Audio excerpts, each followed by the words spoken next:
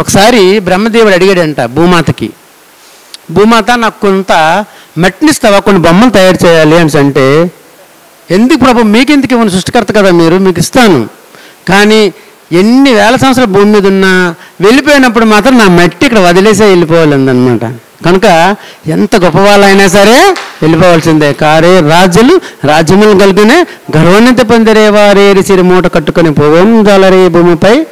ఎంత గొప్పవాళ్ళైనా, ఎంత రాజులైనా, ఎంత విరవీగుల వాళ్ళైనా ఈ భూమి మీద నుంచి వెళ్ళినప్పుడు చిన్న మూట అయినా పట్టుకెళ్ళేది లేదు. కనుక 2 లక్ష్యాల కోసం వస్తాం మనం. 2 లక్ష్యాలు కరెక్ట్గా గుర్తుంచుకోండి. పృథ్వీ లక్ష్యం అంటారు. ఈ పృథ్వీ మీదకి ఎవరు ఊరికే రారు. ఎన్ని లోకాలకు వెళ్ళినా శరీరంతో పని లేదు. అమెరికాకి వెళ్తే ఎలాగైతే ఫ్లైట్ మీద వెళ్తామో, ఈ భూమి మీద రావడానికి 5 పంచభూతాలతో ఈ యొక్క శరీరాన్ని మనం తీసుకుంటాం. ఈ భూమి మీద శరీరం అవసరం. మిగతా అన్ని లోకాల్లో కూడా ఆత్మతో ప్రయాణం. 5 పంచభూతాల నుంచి 5 వస్తువులు, భూమి, నీరు, అగ్ని, వాయువు, ఆకాశమైన 5 తీసుకొని ఇక్కడికి వస్తాం. ఎందుకు వస్తాము అంటే, ఇందులో ఎవరున్నాడు? నారాయణ ఉన్నాడు. దేహి ఆత్మ ఉంది కనుక 5 పంచభూతాలు ఉచితంగా మనకి ఇస్తున్నాయంటే అర్థం ఏంటి? అంత గొప్ప వ్యక్తి ఉన్నాడు. ఒక ఎమ్మెల్యే, ఒక మంత్రి, ఒక సీఎం, పిఎం 5 సంవత్సరాలు ఉద్యోగం వస్తేనే గవర్నమెంట్ అంతా అందులో తిరుగుతుంది.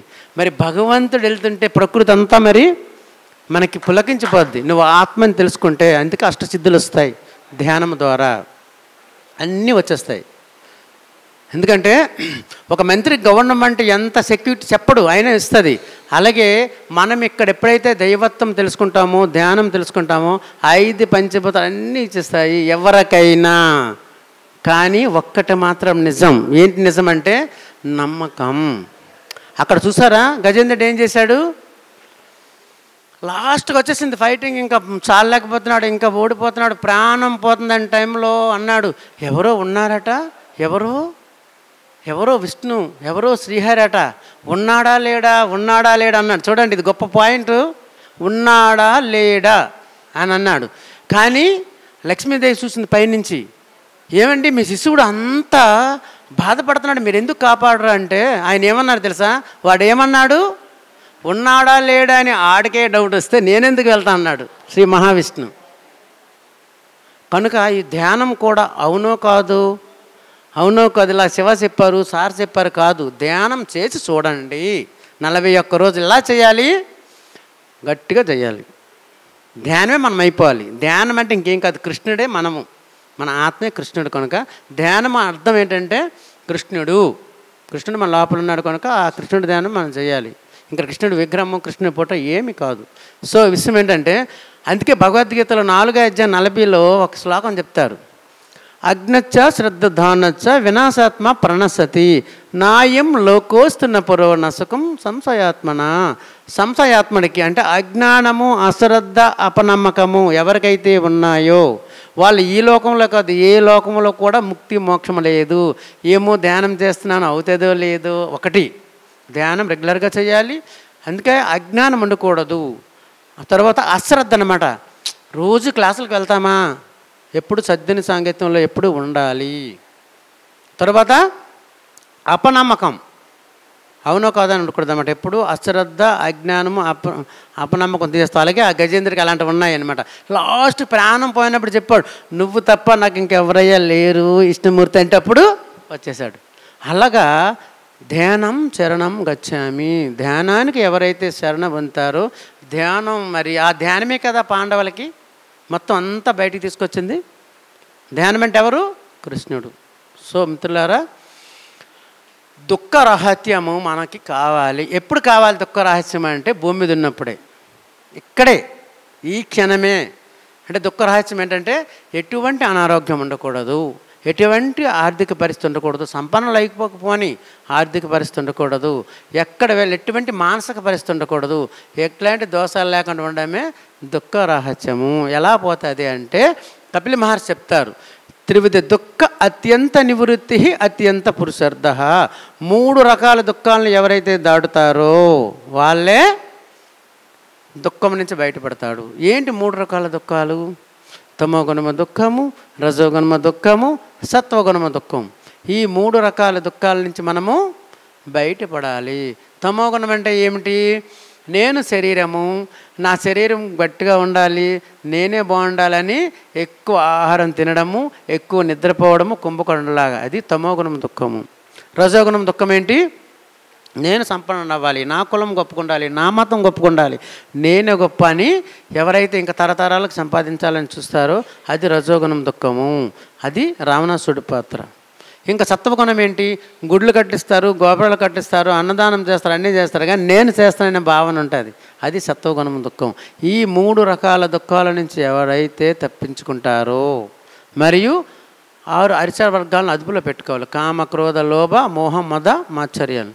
కామం, క్రోధం, లోభం, మోహం తత్వాత్మానం పశ్యతే సోహం ఆత్మజ్ఞాన విహీన మూఢ స్థి భజంతి నరక విగూఢ భజ గోవిందం భజ గోవిందం. ఈ 6ని అదుపులో పెట్టుకోవాలి. ఎక్కడ కామము అతి కోరికలు అయిపోతున్నాయి, ఎక్కడ క్రోధం పెరుగుతుంది, ఎక్కడ లోభం వస్తుంది, ఎక్కడ మోహము, ఎక్కడ మదము, ఎక్కడ మాత్సర్యం పెట్టుకుంటే ఈ 3 గుణాలను దాటి అరిచర వర్గాన్ని అదుపులో పెట్టుకుంటే ఏమవుతాం? మనము హరి అంతలమవుతాము. సకల రోగాల నుంచి బయటపడతాము, సకల దుఃఖాల నుంచి బయటపడతాము. దాన్ని ఏమంటామంటే దుఃఖ రహస్యము అయింది. ఓకేనే? దుఃఖ రహస్యం అయిన తర్వాత ఇంకేం చేస్తాం మనము? ఇప్పుడు నేను అన్ని దుఃఖాల నుంచి బయటపడ్డాను, అన్ని ఆర్థిక పరిస్థితి నుంచి బయటపడ్డాను, అన్ని రుగ్మతుల నుంచి బయటపడ్డాను కనుక నేనేం చేశాను? మా గ్రామంలో ఉన్న వాళ్ళందరికీ ధ్యానం చేసి 8 పిరమిడ్లు కట్టలేకి కారణం అంటే ఒక సమిధ అయ్యాం మనం.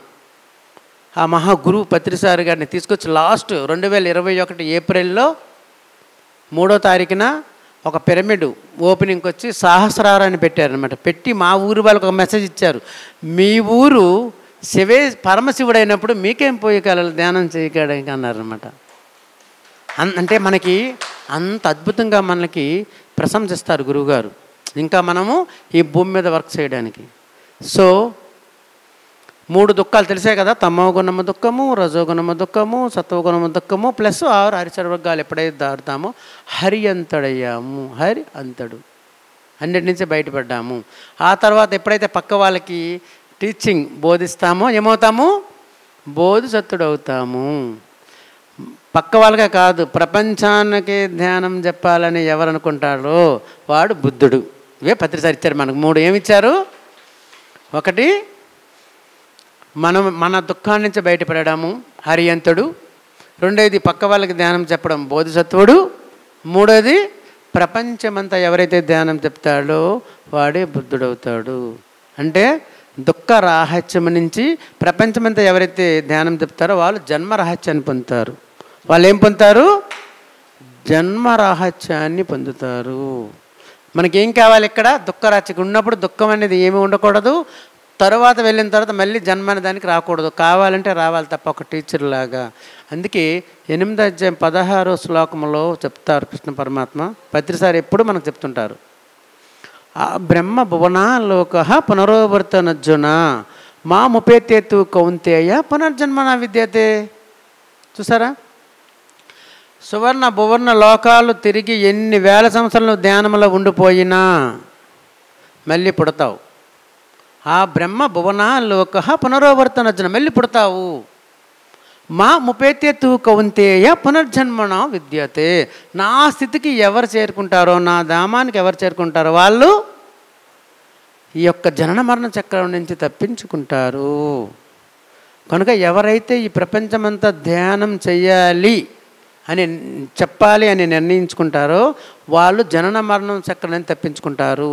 సేత్ కూడా అదే చెప్పారు. సేతు మహాశయుడు సరదాగా జన్మ తీసుకొని అనేక అనుభవాలు పొంది ఆత్మజ్ఞానం నేర్చుకొని మనలాగే కొంతమంది ఆత్మజ్ఞానాలు తయారు చేసిన తర్వాతే ఈ భూమి మీద చివరి జన్మ గట్టి క్లాప్స్ కొడదాం.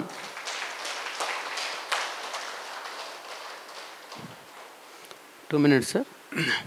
సో మరి జన్మరహస్యం కావాలా వద్దా? ఎందుకు కావాలి?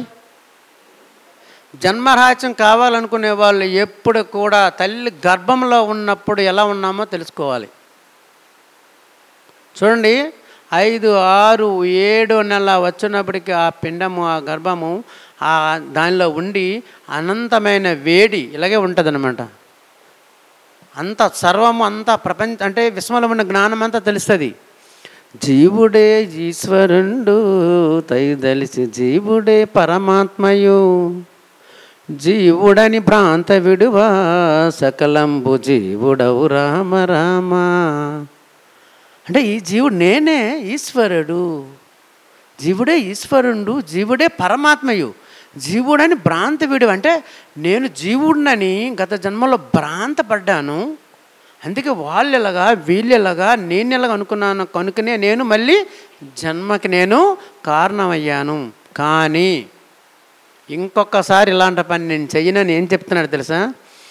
ఈ మురికి గర్భమందు దాటిన ఇంక కర్మల చేయను, స్వామి కడ తేచ మనసు సుగ్జాన వల ఏడ్చు రామ రామ.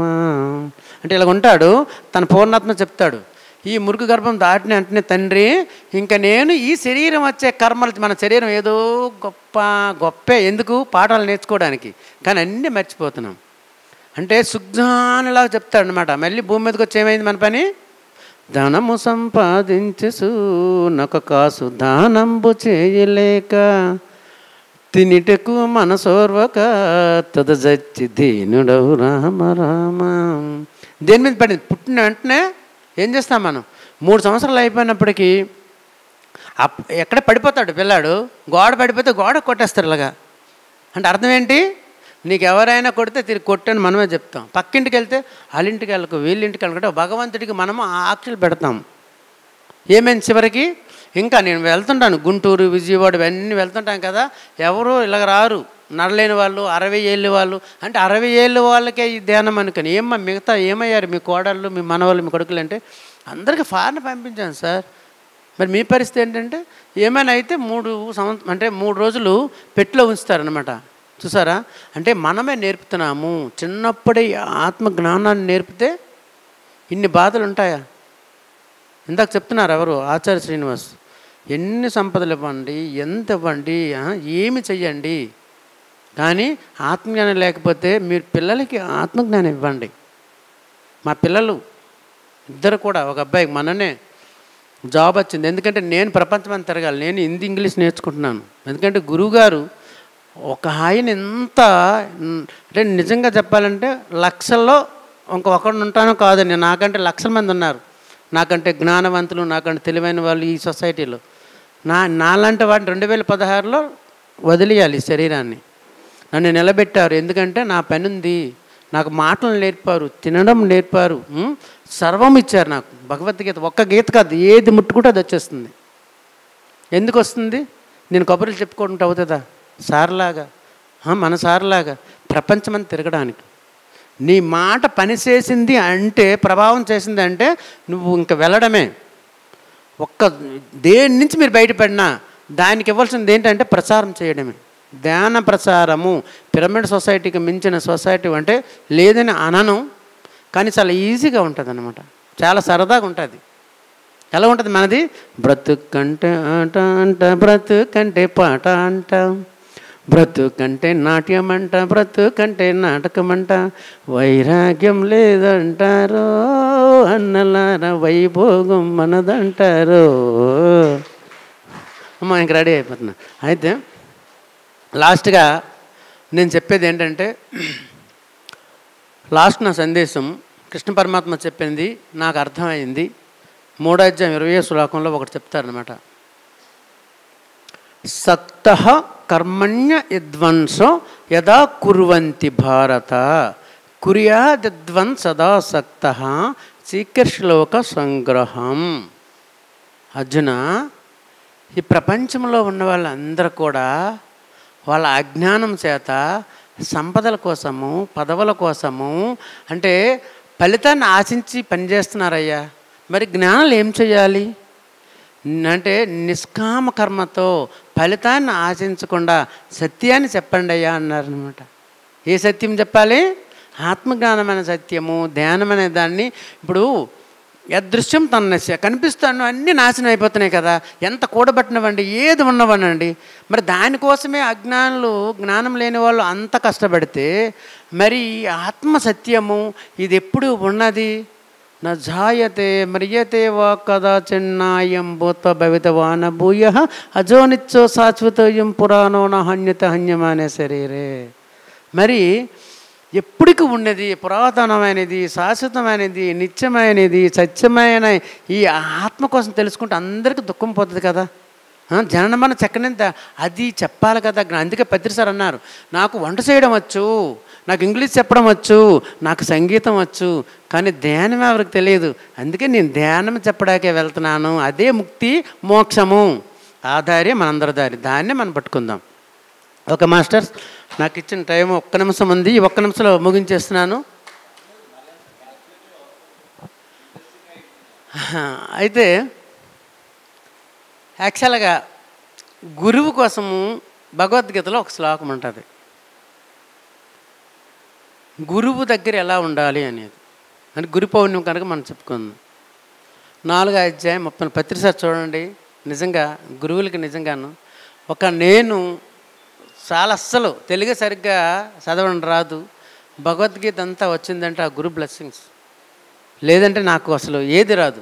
ఆ గురువాణి, వేమన, భజగోవిందం, భగవద్గీత అన్ని గీతలు కూడా అలాగ వస్తున్నాయి. అంటే అర్థం ఏంటంటే గురువుగారు నాకు తట్టారు, ఏంటినాయన సంగతి అని చెప్పి ఒకరోజు నా బండి మీద వస్తుండగా, తీసుకొచ్చావా నాయన అంటే 3 సార్లు అలా మా ఊరు వచ్చినప్పుడు బండి మీద రావడము. ఎక్కడ నేను అంటే ఈ మైక్ పట్టుకోవడానికి భయం వేసింది అనమాట. ఒంగోలులో ఒకసారి దూరం వెళ్ళిపోయాను నేను కనిపించకుండా. ఆ మూల ఆడిని తీసుకొచ్చాను అన్నారు. నిజంగా అందుకే గురువుని నమ్మడం ఒక కృప అయితే, గురువు దృష్టి మన మీద పడడం కూడా ఒక కృపేనండి. 350 జన్మలు ఎత్తితే కానీ ఈ స్థితికి మనం రాగలిగామంటే ఇంకా ఎంతమందిని మనం ప్రేరేపించాలి? అర్జునుడు అడిగాడు కదా, కృష్ణ నాకు దుఃఖం పోయింది కదా, మరి ప్రపంచం అంతా దుఃఖంలో ఉంది కదా, నువ్వు చెప్పావా అని అడిగితే ఎప్పుడో చెప్పేశాను నేను. కానీ కారణం ఏంటంటే దీనికి అర్హత ఉండాలి. బహునాం జన్మనామంతే జ్ఞానవాన్ మాం ప్రపద్యతే వాసుదేవ సర్వమితి స మహాత్మా సుదుర్లభ. అనేక జన్మలు, ఇక్కడ ఒక పాయింట్ చెప్తాను అర్థం చేసుకోండి. అనేక జన్మలు ఎత్తినప్పటికీ బహునాం జన్మనం అంటే జ్ఞానం, అంటే ఈ జ్ఞానం కోసం వెళ్తుంటుంది ఆత్మ. వాసుదేవ సర్వమితి, వాసుదేవ అంటే కృష్ణ పరమాత్మ ఇంకొక పేరు. ఆ కృష్ణ పరమాత్మ అంటే ఆత్మ. వాసుదేవ సర్వమితి అంటే అన్ని జీవరాశిలో ఉన్న ఆత్మ నేను ఒకటే అని తెలుసుకుని సా మహాత్మా సుదుర్లభ. కృష్ణ పరమాత్మ అంటే కృష్ణుడు అనేది ఆయన మనకిచ్చిన జ్ఞానం ఏంటంటే అన్నిట్లో ఉన్న ఆత్మవత్తు సర్వభూతాన్ని యహ ఫసిత స పండిత. ఆత్మ అన్ని శరీరంలో ఉన్న అన్ని జీవరాశుల్లో ఉన్న ఆత్మ నేను ఒకటే అని తెలుసుకోవడమే అహం బ్రహ్మాస్మి. అంతేగాని ఇంకా వాళ్ళ వేరు నేను వేరు ఎవరు కాదు. ఇంకా అలా తెలుసుకోవాలి.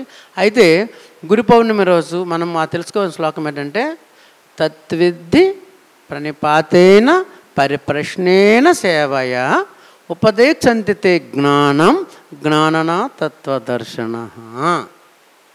ఇది అంటే తత్విద్య, ఆ తత్వం తెలుసుకున్న గురువు, ఏదైతే ఆ రహస్యం తెలుసుకున్న గురువు దగ్గరికి వెళ్ళి తత్విద్ధి ప్రణిపాతేన అంటే ప్రణిపాతం అంటే అష్టాంగ నమస్కారము, అష్ట అంగాలు సమర్పించాలన్నమాట. మనము జ్ఞానం నేర్చుకునే వాళ్ళ దగ్గరికి వెళ్ళి ఏం చేయాలి? అష్ట అంగాలు అంటే 8, 2 కాళ్ళు, 1 నడుము, 1 తలకాయి, మనసు బుద్ధి కలిపి 8 అంగాలని మనం అర్పించాలి. అష్టాంగం అంటే ఏదో నేలలో అలా పడుకొని పెట్టేది కాదు. ఇవన్నీ కూడా సక్రంగా ఉంచుకోవాలి. గురువు చెప్పినప్పుడు వినాలి. అప్పుడు ఆ తత్వ దర్శనాలు ఉపదేశంతితే జ్ఞానం జ్ఞానన తత్వదర్శన. అప్పుడు ఈ జ్ఞానాన్ని నీకు ఉపదేశిస్తారు.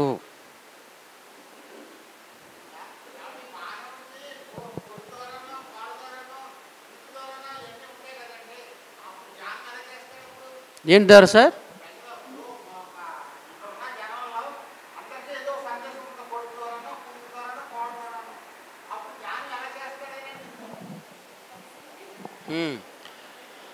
ఇంకొక విషయం ఏంటంటే, బాధలు లేకపోతే భవిష్యత్తు లేదు. అన్ని సమస్యలు ఉన్న వాళ్ళమే ఇక్కడికి వస్తాం, ఎవరు రారు. నాకేంటి ఈ సమస్య, నేను ఎలా తప్పించుకోవాలి, నాకు నాకు బాల్యము, యవ్వనము, వృద్ధాప్యము, పక్క వాళ్ళతోని వీళ్ళతోని నాకు ఏంటి సమస్యలు? సార్ చెప్పారు, మానము అవమానము లేకపోతే నువ్వు ఆధ్యాత్మికతలోకి రాలేవు. ఒక విమానాలన్నీ, హెలికాప్టర్లన్నీ కలిపి ఎక్కడికి వెళ్ళాయంటే, అదేది స్పీడ్కి వెళ్ళిపోయి ర్యాకెట్ దగ్గరికి వెళ్ళాయట. ఏంటి నువ్వంత స్పీడ్కి వెళ్ళిపోతున్నావు మాకంటే అడిగితే ఏం చెప్పింది తెలుసా? హెలికాప్టర్ ఏం నా కింద అగ్గి పెట్టారు.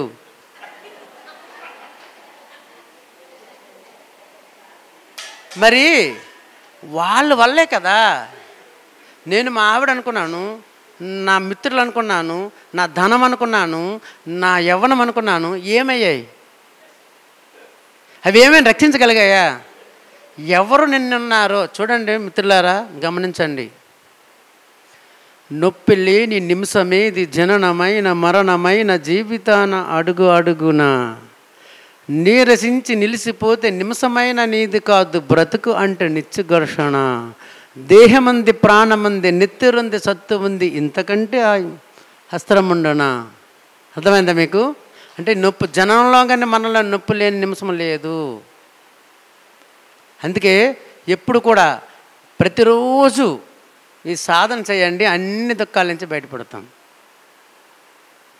ఎవరికి లేదు. ఒక మహానుభావుడు ఒక అద్భుతమైన కులంలో పుట్టి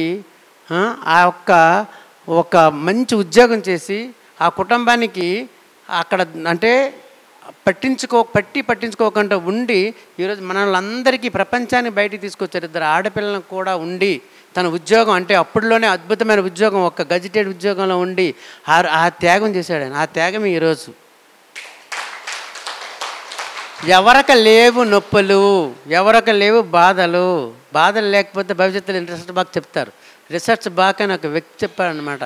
బాధలు లేకపోతే నీకు తెలియదు.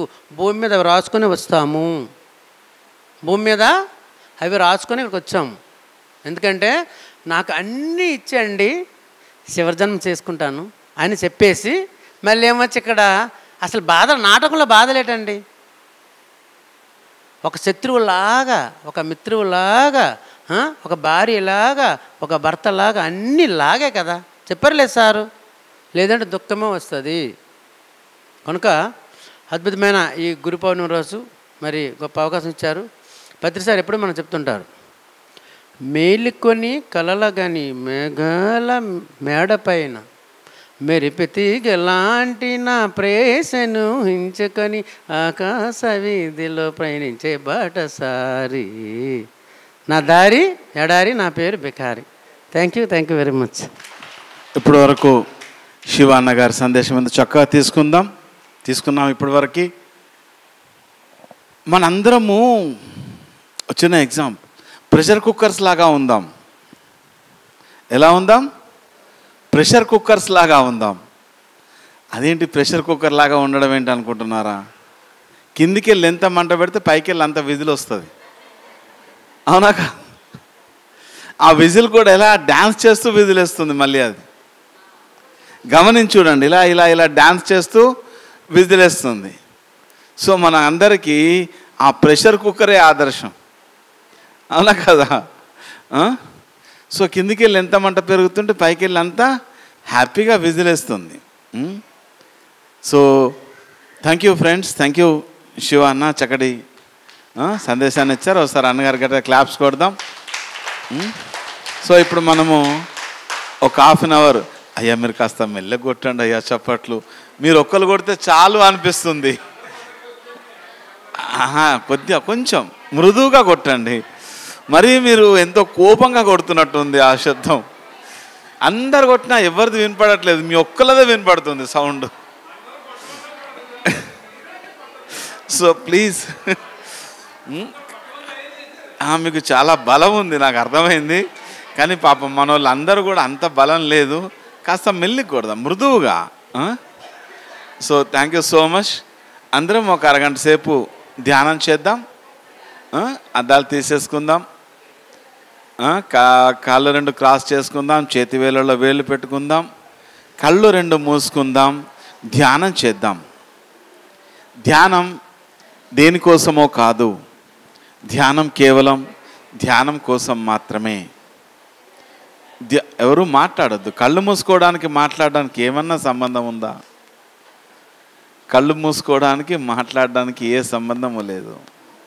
గట్టిగా కర్తాల ధ్వనులతో ఈ ధ్యానాన్ని, జ్ఞానాన్ని మనకు అందించి మన జీవితానికి వెలుగుల్ని అందించినటువంటి మనందరి జగద్గురువు మైత్రేయ బుద్ధుడు బ్రహ్మర్షి పితామహ పత్రిజీకి అనంతకోటి ఆత్మ ప్రణామాలతో ఎంతో అద్భుతంగా ఈ గురు పౌర్ణమి ధ్యాన జ్ఞాన యజ్ఞాన్ని మొదటి రోజు నిర్వహించుకున్నాము. ధ్యానము, జ్ఞానము, సంగీతము అన్నీ ఉన్నాయి, వాట్ నాట్.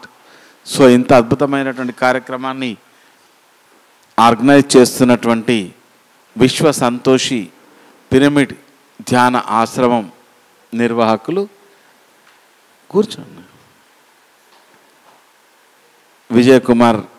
విజయభాస్కర్ రెడ్డి గారికి ధన్యవాదాలు తెలియచేసుకుంటూ మనం సెషన్లో ముందుకెళ్దాం. లక్ష్మి మేడం గారు పసలపూడి, తెలుసా మేడం గారు ఎవరు? సో వారి సందేశం తీసుకుందాం. దాని తర్వాత నేను కొద్దిసేపు పత్రిజీ ఏం చెప్పారు అనే దాని విషయం గురించి తెలియజేసి 9 o'clock అట్లా డిన్నర్కి వెళ్దాం. ఓకేనా sir? Yeah, thank you so much. Thank you madam.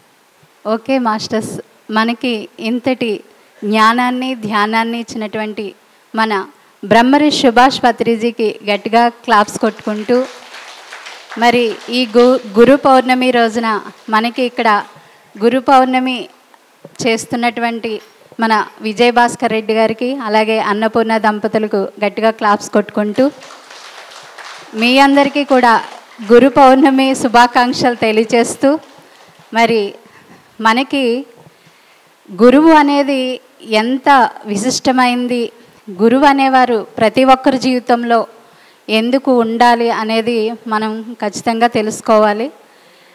ఈరోజు గురు పౌర్ణమినే వ్యాస పూర్ణిమ అంటారు. అంటే వేదవ్యాసుడు గురువులందరిలోకి కూడా అత్యంత విశిష్ట స్థానాన్ని పొందారంట. మరి వేదవ్యాసుడు మహాభారతంలో ఎంతో అద్భుతంగా మహాభారతాన్ని రచించారు ఆయన. మీ అందరికీ కూడా ఆ విషయం తెలుసు. మరి అలాంటి గురువులు మనకి ఇంతటి విజ్ఞానాన్ని పెంచారంటే ఆ సద్గురువులు ఉండబట్టే. మరి ఈరోజు బ్రహ్మర్షి పత్రిజీ గారు ఈ లోకమంతా, అంటే తన కుటుంబాన్ని కూడా త్యాగం చేస్తూ, అంటే లోక కళ్యాణం కోసం త్యాగం చేసి తన జీవితాన్ని బయటకు వచ్చి ఇంతమందికి మనకి తెలియచెప్పి ధ్యానం చేయండి, శాకాహారులుగా మారండి అని తెలియచెప్పి ఉండకపోతే మరి మనం అందరం ఎక్కడ ఉంటాం? ఇక్కడ ఉండుమా? లేదు కదా. అంటే ఆ గురువు అంతా గొప్ప వ్యక్తిత్వం, గొప్ప ప్రేమ, గొప్ప కరుణా హృదయం కలిగి ఉన్నవారే సద్గురువులు. మరి మనం ఎలాంటి వేదవ్యాసుల్లో వ్యాసం అంటే ఏంటి? వ్యాప్తం అంట. ఏది వ్యాప్తం కావాలి అని అడిగితే కరుణా హృదయం, ఆత్మజ్ఞానం, మనలోని వివేకం, విచక్షణ, ఈ 3 కూడా వ్యాప్తం కావాలి అని తెలియజేయబడ్డాయి. అంటే ఆధ్యాత్మికతలో మనం పైన మాట్లాడుకుంటే మనకి ఏది తెలియదండి, కానీ అందులో చూడండి మనలోని వివేకం అంటే విచక్షణ. మరి మనం ధ్యానం చేస్తే ఏం పెరగాలి? మనకి విచక్షణ జ్ఞానం పెరగాలి, ఏది మంచి ఏది చెడు అని. అలాగే ఆత్మజ్ఞానం, మరి మనం ఎంత పెంచుకుంటున్నాం, మనం ఎంత తెలుసుకోగలుగుతున్నాం? పూర్వం ప్రతి ఒక్కరికి, అంటే దేవుళ్ళు సైతం, కృష్ణుడు, రాముడు ఇలాంటి వాళ్ళందరికీ కూడా గురువులు ఉన్నారు. అలాగే గురుకుల పాఠశాలలు అనేవి ఉండేవి. కానీ ఈరోజు గురుకుల పాఠశాలలు లేవు. దేవాలయాలుగా ఉండవలసినటువంటి ఆ విద్యార్థి ఆలయాలన్నీ కూడా ఎలా ఉన్నాయో మీకు తెలుసు. సో కాబట్టి ప్రతి ఒక్కరికి కూడా గురువు ఉంటే, ఇంకా ముందుకు వెళ్తే కనుక గురియే గురువు అన్నారు, శ్వాసే అన్నారు. కానీ భౌతికంగా ఒక గురువు లేకపోతే మరి మనమందరం ఎలా ఉంటాం? కాబట్టి మన అందరికీ ఇంత అద్భుతమైన ధ్యానాన్ని, మన జీవితాన్ని మార్చుకునే విధంగా అన్ని జీవుల నుంచి కూడా మనం నేర్చుకోవచ్చు. మనం ఏదైతే అన్ని జీవుల నుంచి నేర్చుకుంటున్నామో అదంతా కూడా మన ప్రతి ఒక్కళ్ళం కూడా ఒక విద్యార్థియే నేర్చుకుంటున్నాం. వాళ్ళు నేర్పించే వాళ్ళే మన గురువులు. కాబట్టి ఈ సమస్త విశ్వంలో ఉన్న ప్రతిదీ కూడా మనకి నేర్పించబడుతుందని చెప్పారు. గట్టిగా క్లాప్స్ కొట్టుకుందాం. సో విశ్వంలో ఉన్న ప్రతి దాని నుంచి నేర్చుకోవాలనే ఒక ఆలోచన మనకు ఉండాలి. కానీ ప్రతి దాని నుంచి గడ్డి పరక సైతం మనం సృష్టించామా? లేదు కదా. కానీ ప్రతి వాటి నుంచి కూడా మనం ఏదో ఒకటి నేర్చుకుంటున్నాం కదా. ఒక చీమను చూసి ఏం నేర్చుకోవచ్చు అంటే క్రమశిక్షణ. అది చక్కగా ఒక అలైన్లో వెళ్తూ ఎంతో అందంగా తన పని చేసుకుంటూ వెళ్తుంది. కానీ మనం ఎక్కడికి వచ్చినా మనం ఎంత నేర్చుకున్నా ఒక క్రమశిక్షణ అనేది ఉండదు. కానీ మనం ఇంకా బెటర్. ఎందుకంటే బయట వాళ్ళని చూస్తే కనీసం వినడానికి కూర్చోరు, ఒక శ్రద్ధ ఉండదు. ఎందుకంటే వాళ్ళు మనలాగా నేర్చుకోలేదు. మరి మనలా నేర్చుకున్నాం కాబట్టే కదా ఎంతో కొంత విచక్షణతో మనం వ్యవహరిస్తున్నాం. కాబట్టి గురువు యొక్క ప్రాముఖ్యత ఎంత ఉంటుందంటే గురువును చూసి మనం నేర్చుకోవాలి. మరి మనకి పత్రిజీ ఎన్ని రకాలుగా మనకి నేర్పించారండి. ఆయనతో ప్రయాణం చేస్తూ వెళ్తున్నప్పుడు ఆయన మనకి చెప్పక్కర్లేదు, ఆయన ఏం చేస్తున్నారో చూసే మనం నేర్చుకునే వాళ్ళం కదండి. సో నేను అలా సార్తో నేను ప్రయాణం నాకు చాలా తక్కువే. కానీ ఆ తక్కువ టైంలో ఆయన నుంచి నేను వినేది అంటే మా ఇంటి దగ్గర కూర్చున్నప్పుడు నేను ఏదైతే పత్రిజీ ఇలా మాట్లాడారు, ఇలా అన్నారు, ఇవన్నీ ఏవైతే ఉంటాయో విషయాలు అవి విన్న వెంటనే ఆచరించడం మొదలుపెట్టేదాన్ని. మరి మనం ఎన్నో విషయాలు తెలుసుకుంటాం, కానీ మనం ఆచరిస్తామా? ఆచరించాం. మరి మనం ఇన్ని పురాణాలు విన్నట్టు వినేసేసి ఈ చెవితో విని ఈ చెవితో వదిలేస్తే మరి మీకు ఫలితాలు ఏమొస్తాయి చెప్పండి. అందుకే మన గురూజీ ఏం చెప్పారు, పత్రిజీ ఏం చెప్పారు, ఎలా ఉండాలి, ఏ విధంగా మనం ఆచరించాలి ప్రతి విషయాన్ని. నాకు ఒక విషయం తెలిసిందనమాట. నేను అసలు పత్రిజీని అప్పటికి ఇంకా చూడలేదు. క్లాసులు పెడుతున్న టైంలో అన్నారు, ఒక పుస్తకాన్ని కనుక మనం చదివితే 100 మంది స్నేహితులతో సమానం. కాబట్టి మీరు ఆత్మజ్ఞానానికి సంబంధించి మీ దగ్గర డబ్బులు లేకపోతే మీరు చీరన్నా కొనుక్కోవడం మానేయండి, కానీ ఒక పుస్తకాన్ని కొనుక్కోండి అని పత్రిజీ చెప్పారంట. ఆ విషయం నాకు మాస్టర్లు మాట్లాడుకుంటూ అంటున్నప్పుడు అది విన్నాను నేను. అప్పుడు నేనేం చేశాను తెలుసండి, నా దగ్గర చాలా తక్కువ మినిమం డబ్బులు ఉండేవి అప్పుడు. ఎందుకంటే మా వారి జీతం తక్కువ కాబట్టి. ఆ టైంలో పత్రిజీ గారు మాట ప్రకారం నేను పుస్తకాల పురుగా ఈ రోజుకి నాకు వద్దన్నా సరే బుక్సే వచ్చేస్తూ ఉంటాయి అన్నమాట. సో స్వాధ్యాయం అనేది చాలా ఇంపార్టెంట్ మాస్టర్స్. మరి మన పత్రిజీ చెప్పిందే ధ్యానం ఎంత ముఖ్యమో స్వాధ్యాయం కూడా అంతే ముఖ్యం. అలాగే సజ్జన సాంగత్యం. మరి సజ్జన సాంగత్యం అంటే ఏంటి? సజ్జనులు అంటే ఎవరు అంటే ఎవరైతే శాకాహారులుగా ధ్యానులుగా ఉన్నారో వాళ్ళందరూ కూడా సత్యంతో సాంగత్యం చేసే మాస్టర్సే. అందుకే మనందరికీ గట్టిగా క్లాప్స్ కొట్టుకుందాం. మీరు ఎప్పుడైతే మీరు ధ్యానం చేసి శాకాహారిగా ఉన్నారో మీకు ఒక శక్తి అనేది వస్తుంది, మీ మాటకు ఒక శక్తి వస్తుంది, మీ ఆలోచనకు ఒక శక్తి వస్తుంది. మరి అంత శక్తివంతులమైనటువంటి మీరు ఎలా ఉండాలో తెలుసుకోవాలి. మరి ఆ సజ్జనులతో అంటే మనం చూడొచ్చండి, గమనించండి.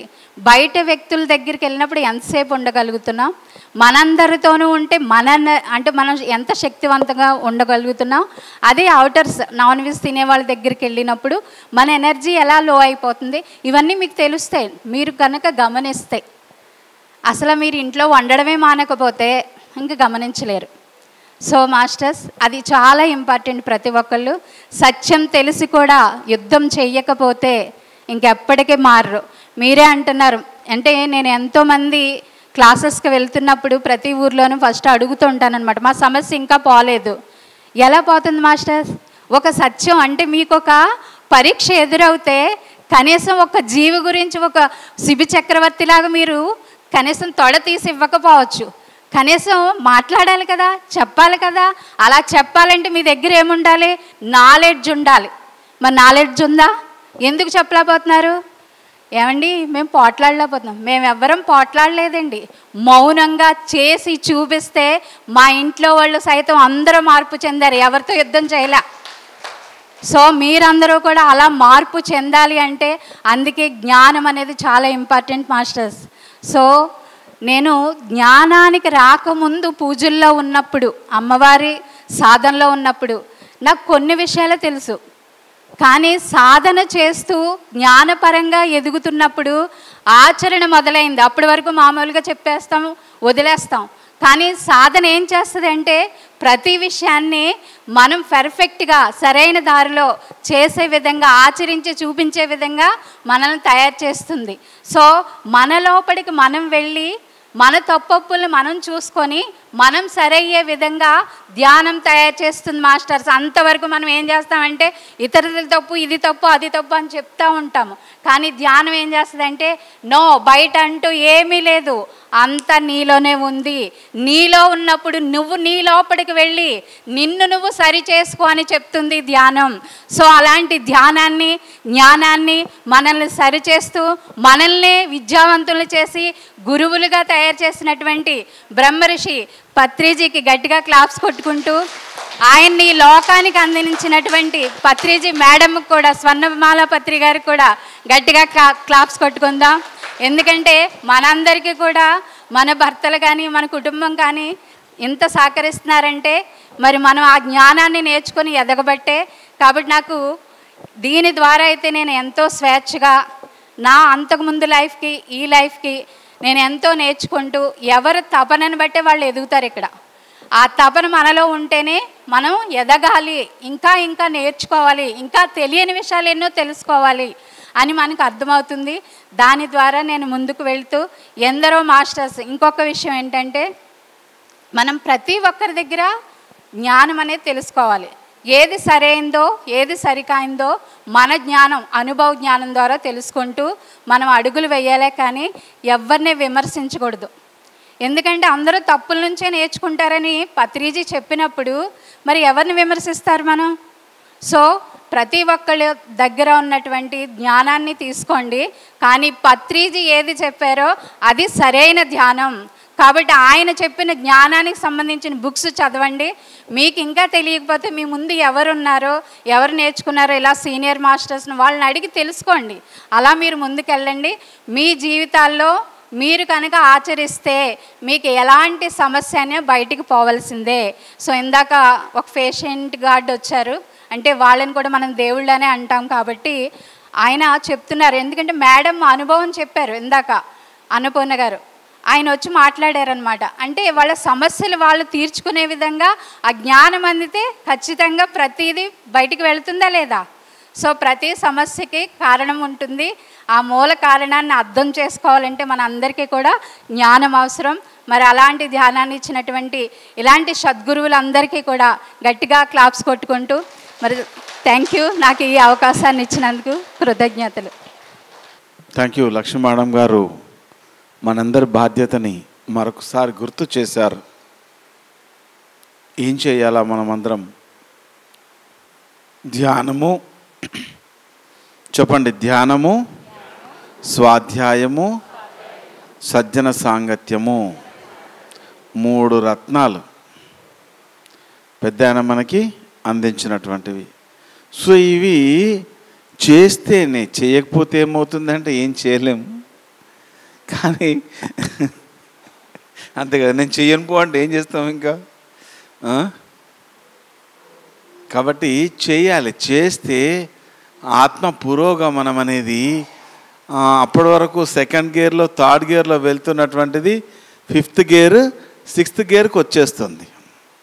మనం 2nd గేర్లో 3rd గేర్లో టిక్కుం అనుకుంటూ పోదామా? 6th టాప్ గేర్లో వెళ్దామా? ఏం సార్ మీకు పెద్ద బండి ఉంది, ఆ బండి ఏ గేర్లో పోతారు మీరు? మెయిన్ రోడ్లో కదా, టాప్ గేర్లో వెళ్తాం కదా, అంతేనా? మీది కాదు సార్, బండి డ్రైవ్ అంతే కదా. సో కాబట్టి టాప్ గేర్లో వెళ్ళాలి. టాప్ గేర్లో వెళ్తే హ్యాపీగా వెళ్ళిపోతాం. లేకపోతే మధ్య మధ్యలో ఏమవుతుంది? సో ఈ 3 కావాలి మనకి. ఈ 3 ద్వారానే ఆత్మ పురోగమనం అనేది ఉంటుంది. సో ఈరోజు మనం ఒక చక్కటి శ్లోకం గురించి తెలుసుకుందాం. భగవద్గీతలోని శ్లోకం గురించి. దూరేణ హవరం కర్మ బుద్ధియోగ ధనుంజయ బుద్ధి శరణమన్విచ్చ కృపణ ఫలహేతవ. అంటే దూరేణ హవరం కర్మ అంటే ఫలితాలని ఆశించి చేసేటటువంటి కర్మ నిమ్న స్థాయికి చెందింది. నిమ్న స్థాయి అంటే తక్కువ స్థాయికి చెందింది. మనకి ప్రతినిధి చెప్తారు, మానవులలో 3 రకాల వ్యక్తులు ఉన్నారు. పురుషాధములు, పురుష మధ్యములు, పురుషోత్తములు. ఈ పురుషాధములు ఎవరు అనంటే ఏ పని చేయరు, గోళ్ళు గిళ్ళుకుంటూ కూర్చుంటారు.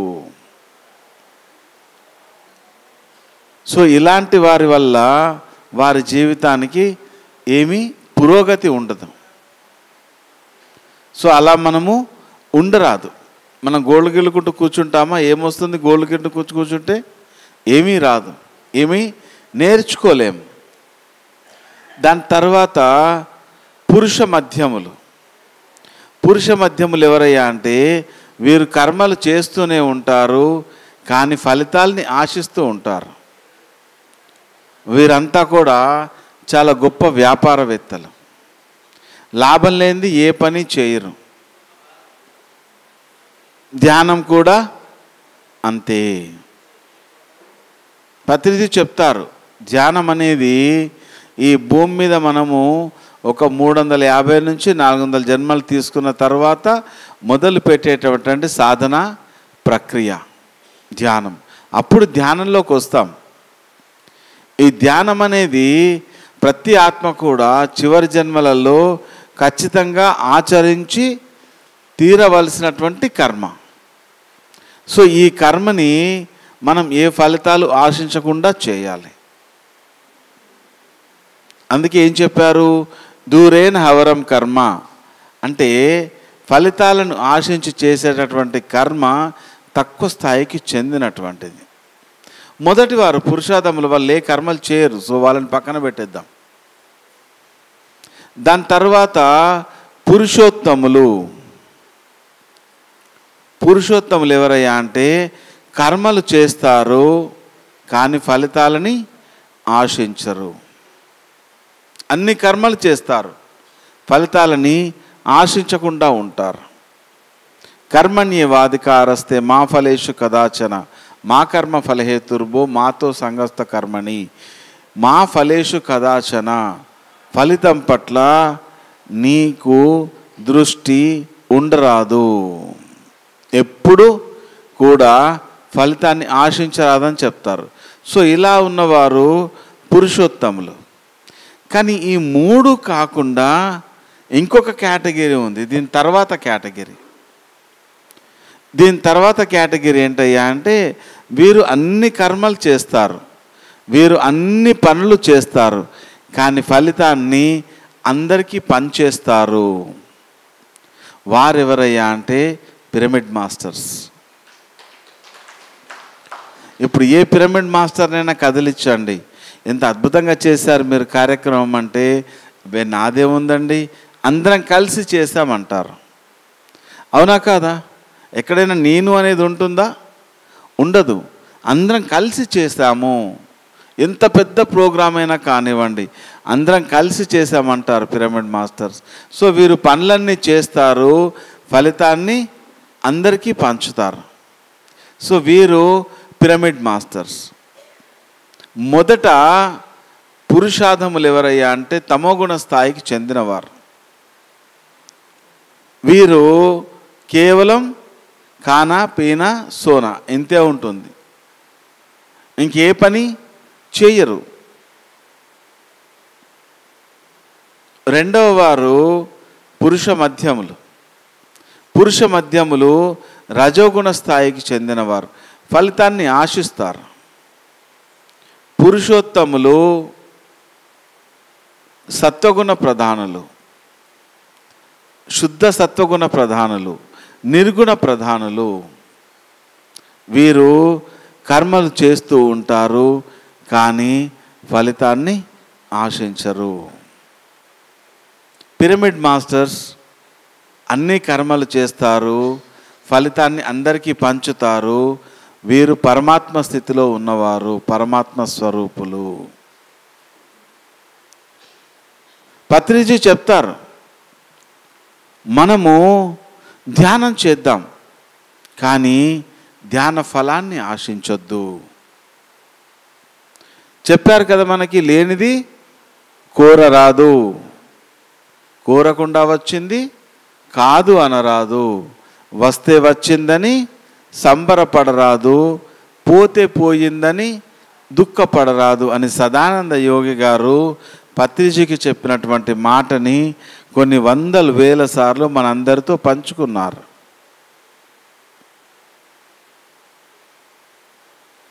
ఇదే సత్యాన్ని భగవద్గీతలోనూ చెప్తారు శ్రీకృష్ణుడు.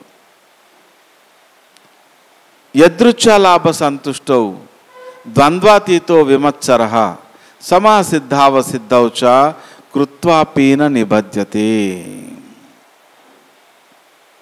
ఈ కర్మల ఫలితము మనకి అంటుకోకుండా ఉండాలి. పాపం చేస్తే జన్మ తీసుకోవాలి, పుణ్యకర్మలు చేసినా జన్మ తీసుకోవాలి. ఈ రెండింటిని వదిలేస్తేనే పునర్జన్మ ఉండదు.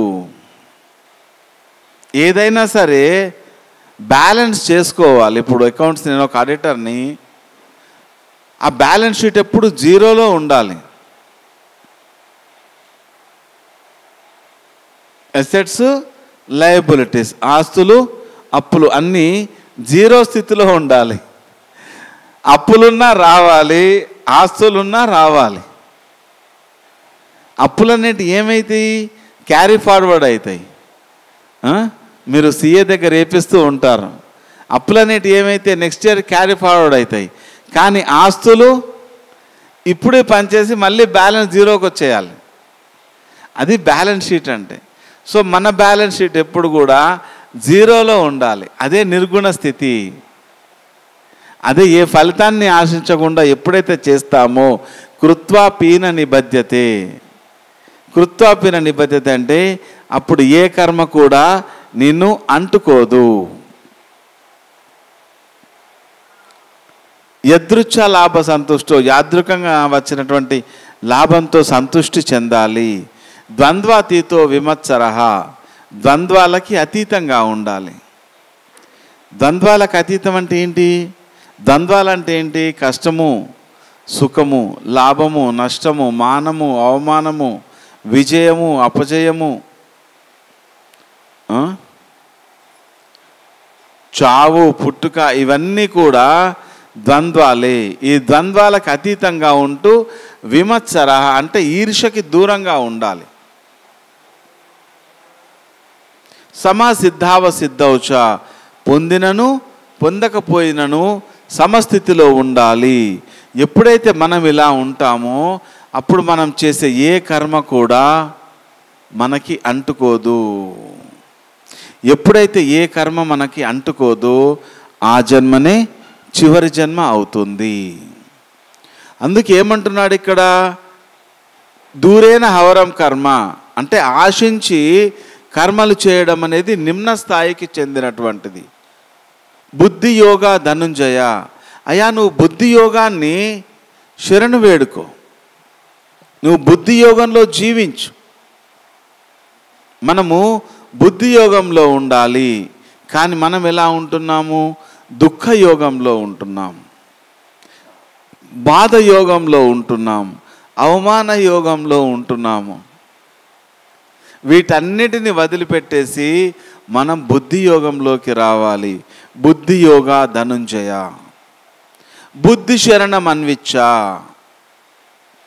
బుద్ధిని శరణు వేడుకో. బుద్ధం శరణం గచ్చామి. బుద్ధం శరణం గచ్చామి అంటే ఆ బుద్ధత్వాన్ని నీవు శరణు వేడుకో. మరింకా దేన్ని కాదు. సౌఖ్యం శరణం గచ్చామి అని అన్నారా? అనలేదు.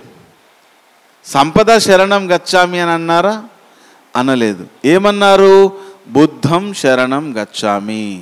కృష్ణుడు చెప్తుంది కూడా అదే. బుద్ధి శరణం అన్విచ్చా. బుద్ధి శరణు వేడుకో. బుద్ధిని అంటే ఆ బుద్ధితో పాటు నీవుండు. కృపణ ఫలహేతవః అంటే ఎవరు చేసిన కర్మల యొక్క ఫలితాలని తామే భుజించాలనుకునేవారు లోబులు, పిసనారులు. ఎవరు? పిసనారులు. తమ కర్మల ఫలితాన్ని తామే భుజించాలి అనుకునేవారు. కృపణ ఫలహే తవహ. సో ఇక్కడ మనకి శ్రీకృష్ణ పరమాత్ముడు ఎంతో అద్భుతంగా మనం ఏ విధమైన కర్మలు చేయాలో మార్గనిర్దేశాన్ని చేస్తున్నారు. పత్రిజీ కూడా మనకు చెప్పింది అదే కదా. లేనిది కోరరాదు, కోరకుండా వచ్చింది కాదు అనరాదు. మనం ఏం చేస్తున్నాం? ధ్యానంలో లేనిది కోరుతూ ఉన్నాం. నాకు అది కావాలి, నాకు ఇది కావాలి, నా కూతురు పెళ్ళి కావాలి, నా కొడుక్కి ఉద్యోగం రావాలి, నాకున్న అప్పులు పోవాలి, నాకు పెద్ద బంగ్లా కావాలి, నాకు కార్లు కావాలి. ఇవన్నీ వచ్చాయనుకో, అప్పుడు నేను పిరమిడ్ కట్టిస్తా అంటున్నామా లేదా? అప్పుడు నేను పిరమిడ్ కట్టిస్తాను. నాకు ఒక పెద్ద ఇల్లు వస్తే కనుక అప్పుడు నేను పిరమిడ్ కట్టిస్తాను. సో మనం ఫలితాన్ని ఆశిస్తూనే ఉన్నాము.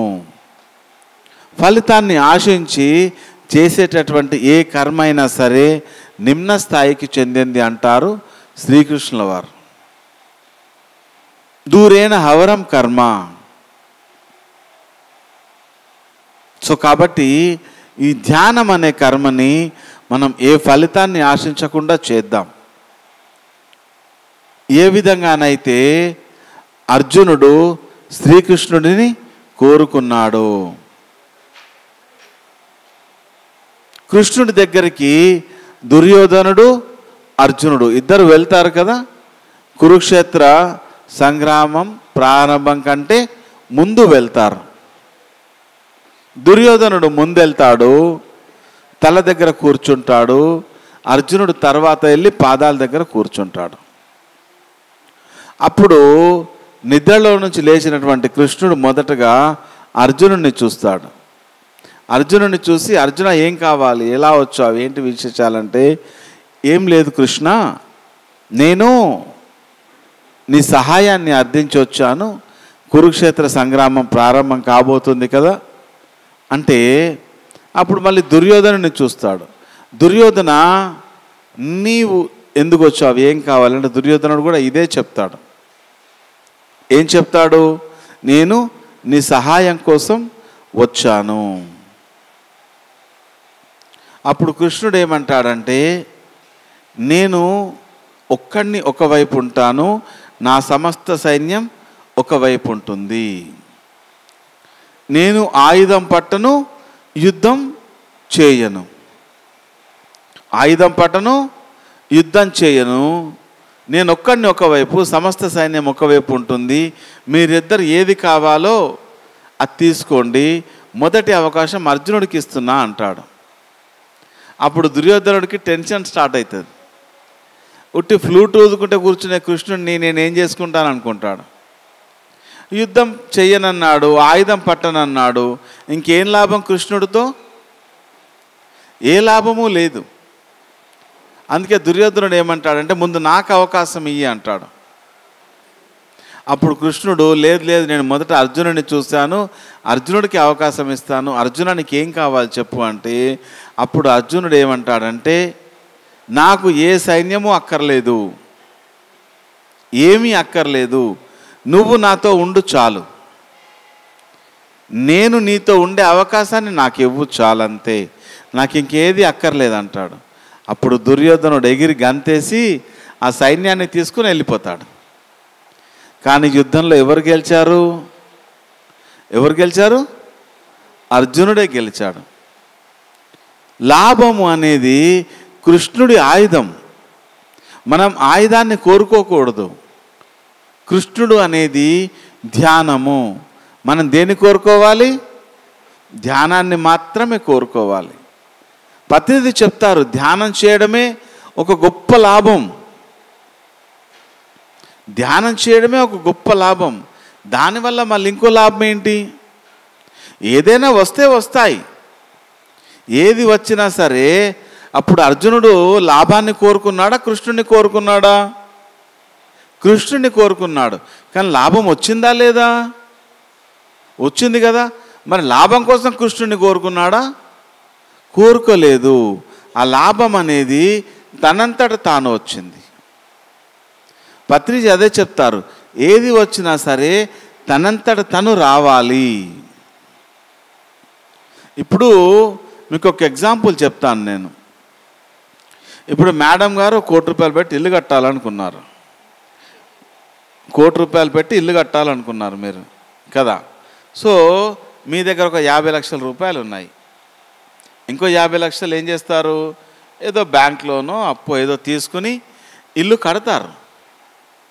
సంకల్పం నెరవేరింది, ఇల్లు అయిపోయింది, చాలా హ్యాపీగా ఉంటారు. కానీ ₹50 లక్షల అప్పు ఉందా లేదా కదా. సో ఏదైనా కోరుకుంటే వస్తుందేమో, కానీ అది మనకి అప్పుగా మిగులుతుంది. దాన్ని ఎప్పుడో ఎక్కడో చోట ఏదో చోట తీర్చేయాల్సి వస్తుంది. ఇప్పుడు మీరు అప్పు తీర్చాలా లేదా? అంతే కదా. సో కాబట్టి ఈ కోరుకుంటే వచ్చేది కూడా అంతే. కోరుకోకుండా వచ్చేది మీకు ఆస్తి అవుతుంది. కోరుకుంటే వచ్చేది అప్పు అవుతుంది, కోరుకోకుండా వచ్చేది ఆస్తి అవుతుంది. ఇప్పుడు మనకు ఆస్తులు ఉండాలా, అప్పులు ఉండాలా? ఏముండాలి? ఆస్తులే ఉండాలి. కానీ మనం ఏం చేస్తున్నాం? అప్పులు పెంచుకుంటున్నాం. అందుకే పత్రిజీ ఏం చెప్పారు? లేనిది కోరరాదు, కోరకుండా వచ్చింది కాదు అనరాదు. ఏదైనా వస్తుంటే వస్తుందని సంబరపడరాదు, ఏదైనా పోతుంటే పోతుందని దుఃఖపడరాదు. కొన్ని వస్తుంటే మనకి దుఃఖం కూడా ఉంటుంది. వస్తుంటే మనకి కొన్ని దుఃఖంగా, ఎందుకంటే కొన్ని రావాలని కోరుకోం. కష్టాలు రావాలని కోరుకుంటామా? అవి వస్తాయి. అప్పుడేముంటుంది? దుఃఖం వస్తుందా లేదా? అవమానాలు రావాలని కోరుకుంటామా? కోరుకోము. అప్పుడేమొస్తుంది? దుఃఖం ఉంటుందా లేదా? సో కాబట్టి మనము ధ్యానాన్ని ధ్యానం కోసం చేద్దాం. పత్రిజీ ఏం చెప్తారంటే, అన్నిటికంటే ఇంపార్టెంట్ మానసిక ప్రశాంతత, పీస్ ఆఫ్ మైండ్. ఇప్పుడు నాకు ₹1,00,00,000 కావాలని కోరుకున్నాను, తప్పన ₹1,00,00,000 వచ్చి పడ్డాయి నాకు. ఆకాశం పై నుంచి ఎవరో వేసేశారు, వచ్చేసినాయి నాకు. దాంతో నేను ప్రశాంతంగా ఉండగలనా? వెంటనే ఏమవుతుంది? భయం స్టార్ట్ అవుతుంది. ఇవి ఎవడెత్తుకుపోతాడో కదా. సో దాంతో ప్రశాంతత వచ్చిందా? రాలేదు. కానీ ధ్యానం ద్వారా ఏం రావాలి మనకి? మానసిక ప్రశాంతత, పీస్ ఆఫ్ మైండ్. మన మైండ్ ఎలా ఉంది? పీసెస్ అయిపోయింది. ఒక పీస్ ఏమో ఇంట్లో ఉంటుంది, ఒక పీస్ ఏమో ఆఫీస్లో ఉంటుంది, ఒక పీస్ ఏమో వ్యాపారంలో ఉంటుంది, ఒక పీస్ ఏమో ఇంకెక్కడో ఉంటుంది, ఒక పీస్ ఏమో ఫ్రెండ్స్ దగ్గర ఉంటుంది, ఒక పీస్ ఏమో అప్పుల మీద ఉంటుంది, ఒక పీస్ ఏమో ఒత్తిడిలో ఉంటుంది. సో ఇలా ఏమైపోయింది? మన మైండ్ అంతా పీసెస్ అయిపోయింది, ముక్కలు అయిపోయింది. సో ఇలా పీసెస్గా ఉన్నటువంటి ఈ మైండ్కి పీస్ రావాలి అని అంటే ధ్యానం ఒక్కటే మార్గము. సో కాబట్టి మనమందరము పత్రిజీ అందించినటువంటి ధ్యాన సాధన, శ్వాస మీద ధ్యాస, రూపరహిత నామరహిత శ్వాస సహిత ధ్యాన సాధన ప్రక్రియ ఆనాపానసతి.